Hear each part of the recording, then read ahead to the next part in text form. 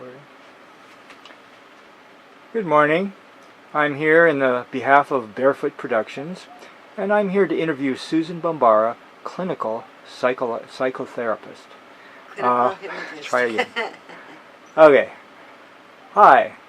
I am from Barefoot Productions. My name is James, and I'm here to interview Susan Bambara, clinical clinical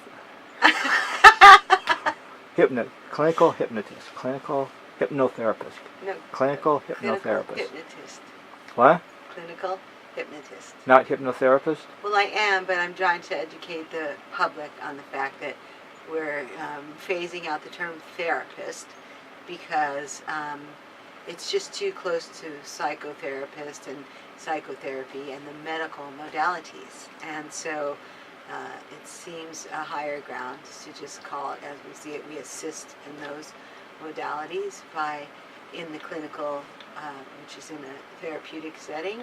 However, I'm not doing therapy, I'm doing hypnosis. So although they can be termed the same thing and it varies from state to state, basically I work in a clinical therapeutic setting and I'm doing hypnosis. So I'm a clinical hypnotist, although I do have a certification, if you will, as a certified clinical hypnotherapist. Very good, very good. So moving on here, I was wondering what your approach is with dealing with your clients, and do you interview them first? How do you get kind of a handle on what they might need? Well, usually I'm not very much of the equation except for as a facilitator.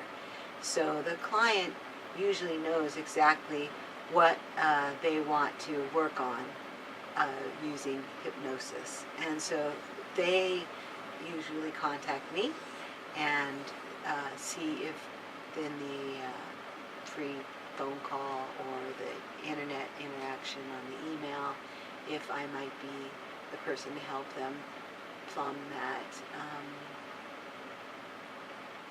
thing they want to modify or enhance in their lives using hypnosis. Very good, very good. I'm wondering what kind of issues perhaps have some of the people that you've dealt with had. How have you dealt with facilitating, having them get the insights, and what kind of feedback have you gotten? Well, hypnosis addresses a vast range of. We don't usually use the term issues as much because that sort of goes into the therapy section. So it's opportunities to expand or modify behaviors or enhance your natural abilities to the best outcome. So everything from performance enhancement, like maybe memorizing scripts. I did that when I worked on the mainland, helping actors to memorize their lines as a dialogue coach, or quit smoking cessation, we call it smoking cessation, help people with weight control and how to change their lifestyle, their mind, and the way that they approach living and being in their highest path. So what kind of feedback have you gotten from some of your clients? I assume that probably they've come away with great benefit. Well, of course, everything's anecdotal, but I think the biggest changes that I see are in my weight control clinics, where I do see people come in at various weights and then lose large amounts of weight. And although that's not our focus, we don't generally weigh at the beginning and the end. I am looking at maybe taking before and after photos because we are seeing such big results with people as they learn to change their mind, their bodies change too. And that's through this 6-week hypnosis process that I offer both individually and in a group format. Very good, very good. Well, I'm just kind of curious about what your background is, what your training, who have you worked with before that, some people might recognize as mm, people well versed in the art of hypnosis, shall we call it? Well, I had my initial training with HTI, Hypnotherapy Training Institute, with Randall Churchill, Marlene Mulder, and the late, great Orman McGill. It was my pleasure to be one of his students, and they call him the Dean of Hypnotists. I did take some classes with Gil Boyne. I've had the pleasure to take a couple seminars with Robert Otto. I did study quantum healing hypnosis technique with Dolores Cannon. So I've had quite a lot of wonderful trainers, many more that I've probably not mentioned here only because of being on the camera and not thinking of it offhand. But I'm constantly studying, and I go to the mainland whenever I can to take further seminars, and now with the internet being what it is, I'm actually able to continue to study and refine the art of hypnosis and how it helps people here on the island. Very good, very good. I'm kind of wondering, with all this activity of Pele and the lava coming down, what you think that the vital quality of Hawaii maybe adds to your practice, in that there's this vital energy, and what brought you to Hawaii anyway? Well, there's two parts to that question. So Pele herself, I believe that energy is a total representation of what hypnosis can do for a person, in that it helps a person to process and burn away the things that aren't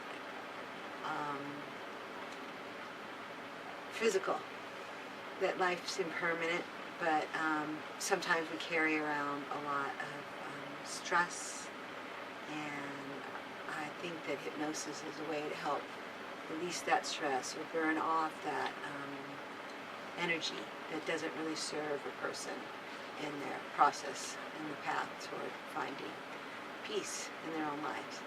And as to my own